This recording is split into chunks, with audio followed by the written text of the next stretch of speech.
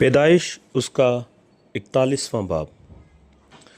पूरे 2 बरस के बाद फ़िरौन ने ख्वाब में देखा कि वो लब्बे दरिया खड़ा है और उस दरिया में से 7 खूबसूरत और मोटी मोटी गायें निकलकर नेस्तान में चरने लगीं। इसके बाद और 7 बदशक्ल और दुबली दुबली गायें दरिया से निकलीं और दूसरी गायों के बराबर दरिया के किनारे जा खड़ी हुईं। और ये बदशक्ल और दुबली दुबली गायें उन 7 खूबसूरत और मोटी मोटी गायों को खा गईं। तब फ़िरौन जाग उठा और वो फिर सो गया और उसने दूसरा ख्वाब देखा कि एक डंठी में अनाज की 7 मोटी और अच्छी अच्छी बालें निकलीं। उनके बाद और 7 पतली और पूर्वी हवा की मारी मुरझाई हुई बालें निकलीं। ये पतली बालें उन 7 मोटी और भरी हुई बालों को निगल गईं और फ़िरौन जाग गया और उसे मालूम हुआ कि ये ख्वाब था। और सुबह को यूं हुआ कि उसका जी घबराया। तब उसने मिस्र के सब जादूगरों और सब दानिशमंदों को बुलवा भेजा और अपना ख्वाब उनको बताया, पर उनमें से कोई फ़िरौन के आगे उनकी ताबीर ना कर सका। उस वक्त सरदार साकी ने फ़िरौन से कहा कि मेरी खताएं आज मुझे याद आईं। जब फ़िरौन अपने खादमों से नाराज़ था और उसने मुझे और सरदार नानपस को जलवादारों के सरदार के घर में नज़रबंद करवा दिया, तो मैंने और उसने एक ही रात में एक एक ख्वाब देखा। ये ख्वाब हमने अपने अपने होनहार के मुताबिक देखे। वहाँ एक इब्री जवान जलवादारों के सरदार का नौकर हमारे साथ था। हमने उसे अपने ख्वाब बताए और उसने उनकी ताबीर की, और हम में से हर एक को हमारे ख्वाब के मुताबिक उसने ताबीर बताई। और जो ताबीर उसने बताई थी वैसा ही हुआ, क्योंकि मुझे तो उसने मेरे मनसब पर बहाल किया था और उसे फांसी दी थी। तब फ़िरौन ने यूसुफ को बुलवा भेजा, सो उन्होंने जल्द उसे कैद खाना से बाहर निकाला और उसने हजामत बनवाई और कपड़े बदलकर फ़िरौन के सामने आया। फ़िरौन ने यूसुफ से कहा, मैंने ख्वाब देखा है जिसकी ताबीर कोई नहीं कर सकता, और मुझसे तेरे बारे में कहते हैं कि तू ख्वाब को सुनकर उसकी ताबीर करता है। यूसुफ ने फ़िरौन को जवाब दिया, मैं कुछ नहीं जानता, खुदा ही फ़िरौन को सलामती बख्श जवाब देगा। तब फ़िरौन ने यूसुफ से कहा, मैंने ख्वाब में देखा कि मैं दरिया के किनारे खड़ा हूँ और उसके दरिया में से 7 मोटी और खूबसूरत गायें निकलकर नेस्तान में चरने लगीं। इनके बाद और 7 खराब और निहायत बदशक्ल और दुबली गायें निकलीं, और वो इस कदर बुरी थीं कि मैंने सारे मुल्क मिस्र में ऐसी कभी नहीं देखी। और वो दुबली और बदशक्ल गायें उन पहली 7 मोटी गायों को खा गईं, और उनके खा जाने के बाद ये मालूम भी नहीं होता था कि उन्होंने उनको खा लिया है, बल्कि वो पहले की तरह जैसी की तैसी बदशक्ल रहीं। तब मैं जाग गया और फिर ख्वाब में देखा कि एक डंठी में 7 भरी और अच्छी अच्छी बालें निकलीं, और उनके बाद और 7 सूखी और पतली और पूर्वी हवा की मारी मुरझाई हुई बालें निकलीं, और ये पतली बालें उन 7 अच्छी अच्छी बालों को निगल गईं। और मैंने इन जादूगरों से इसका बयान किया, पर ऐसा कोई ना निकला जो मुझे इसका मतलब बताता। तब यूसुफ ने फ़िरौन से कहा कि फ़िरौन का ख्वाब एक ही है, जो कुछ खुदा करने को है उसे उसने फ़िरौन पर जाहिर किया है। वो 7 अच्छी अच्छी गायें और 7 बरस हैं, और वो 7 अच्छी अच्छी बालें भी 7 बरस हैं। ख्वाब एक ही है, और वो 7 बदशक्ल और दुबली गायें जो उनके बाद निकलीं, और वो 7 खाली और पूर्वी हवा की मुरझाई हुई बालें भी 7 बरस ही हैं, मगर काल के 7 बरस।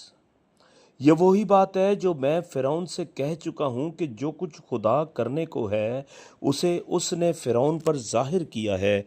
देख, सारे मुल्क मिस्र में 7 बरस तो पैदावार कसीर के होंगे, इनके बाद 7 बरस काल के आएंगे, और तमाम मुल्क मिस्र में लोग इस सारी पैदावार को भूल जाएंगे और ये काल मुल्क को तबाह कर देगा और अर्ज़ानी मुल्क में याद भी नहीं रहेगी, क्योंकि जो काल बाद में पड़ेगा वो नहायत ही सख्त होगा।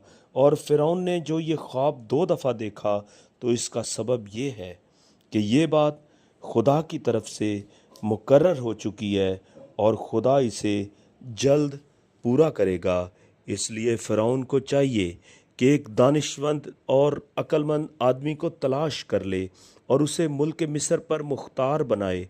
फ़िरौन ये करे ताकि उस आदमी को ये इख्तियार हो कि वो मुल्क में नाज़रों को मुकर्रर करे और अर्ज़ानी के 7 बरसों में सारे मुल्क मिस्र की पैदावार का 5वां हिस्सा ले ले और वो उन अच्छे बरसों में जो आते हैं सब खाने की चीज़ें जमा करे और शहर शहर में गला जो फ़िरौन के इख्तियार में हो खोरिश के लिए फ़राहम करके उसकी हिफाजत करें। यही गला मुल्क के लिए ज़ख़ीरा होगा और 7 बरस के लिए जब तक मुल्क में काल रहेगा काफ़ी होगा, ताकि काल की वजह से मुल्क बर्बाद ना हो।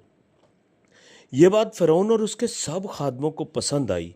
सो फ़िरौन ने अपने खादमों से कहा कि क्या हमको ऐसा आदमी जैसा ये है जिसमें खुदा की रूह है मिल सकता है? और फ़िरौन ने यूसुफ से कहा, चूँकि खुदा ने तुझे ये सब कुछ समझा दिया है, इसलिए तेरी माने दानिश्वर और अक्लमंद कोई नहीं, सो तू मेरे घर का मुख्तार होगा और मेरी सारी रियाया तेरे हुक्म पर चलेगी। फ़क़्त तख्त का मालिक होने के सबब से मैं बुज़ुर्ग तर होऊंगा। और फ़िरौन ने यूसुफ से कहा कि देख, मैं तुझे सारे मुल्क मिस्र का हाकिम बनाता हूँ। और फ़िरौन ने अपनी अंगुश्तरी अपने हाथ से निकाल कर यूसुफ के हाथ में पहना दी और उसे बारीक कतान के लिबास में आरास्ता करवा कर सोने का तौक उसके गले में पहनाया और उसने उसे अपने दूसरे रथ में सवार कराकर उसके आगे आगे ये मनादी करवा दी कि घुटने टेको, और उसने उसे सारे मुल्क मिस्र का हाकिम बना दिया। और फ़िरौन ने यूसुफ से कहा, मैं फ़िरौन हूँ और तेरे हुक्म के बगैर कोई आदमी इस सारे मुल्क मिस्र में अपना हाथ या पाँव हिलाने ना पाएगा। और फ़िरौन ने यूसुफ का नाम सफनाते फ़नही रखा और उसने ऊन के पुजारी फ़ोतीफ़र की बेटी आसनात को उससे ब्याह दिया और यूसुफ मुल्क मिस्र में दौरा करने लगा। और यूसुफ 30 बरस का था जब वो मिस्र के बादशाह फ़िरौन के सामने गया और उसने फ़िरौन के पास से रुखसत होकर सारे मुल्क मिस्र का दौरा किया। और अर्ज़ानी के 7 बरसों में अफराद से फसल हुई और वो लगातार 7 बरस हर किस्म की खोरिश जो मुल्क मिस्र में पैदा होती थी जमा कर कर के शहरों में उसका ज़ख़ीरा करता गया। हर शहर की चारों अतराफ की खोरिश में उसी शहर में रखता गया। और यूसुफ ने गल्ला समंदर की रेत की मानिंद नहायत कसरत से ज़ख़ीरा किया, यहाँ तक कि हिसाब रखना भी छोड़ दिया, क्योंकि वो बेहिसाब था। और काल से पहले ऊन के पुजारी फ़ोतीफ़र की बेटी आसनात के यूसुफ से 2 बेटे पैदा हुए। और यूसुफ ने पहलौठे का नाम मनस्सी ये कहकर रखा कि खुदा ने मेरी और मेरे बाप के घर की सब मुशक्क़त मुझसे भुला दी। और दूसरे का नाम इफ़्राइम ये कहकर रखा कि खुदा ने मुझे मेरी मुसीबत के मुल्क में फलदार किया। और अर्ज़ानी के वो 7 बरस जो मुल्क मिस्र में हुए तमाम हो गए। और यूसुफ के कहने के मुताबिक काल के 7 बरस शुरू हुए और सब मुल्कों में तो काल था, पर मुल्क मिस्र में हर जगह ख़ौरिश मौजूद थी।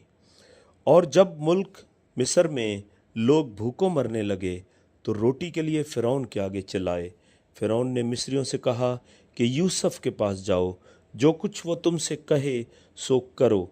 और तमाम रुए ज़मीन पर काल था और यूसुफ अनाज के खत्तों को खुलवा कर मिस्रियों के हाथ बेचने लगा और मुल्क मिस्र में सख्त काल हो गया। और सब मुल्कों में लोग अनाज मोल लेने के लिए यूसुफ के पास मिस्र में आने लगे, क्योंकि सारी ज़मीन पर सख्त काल पड़ा था। आमीन।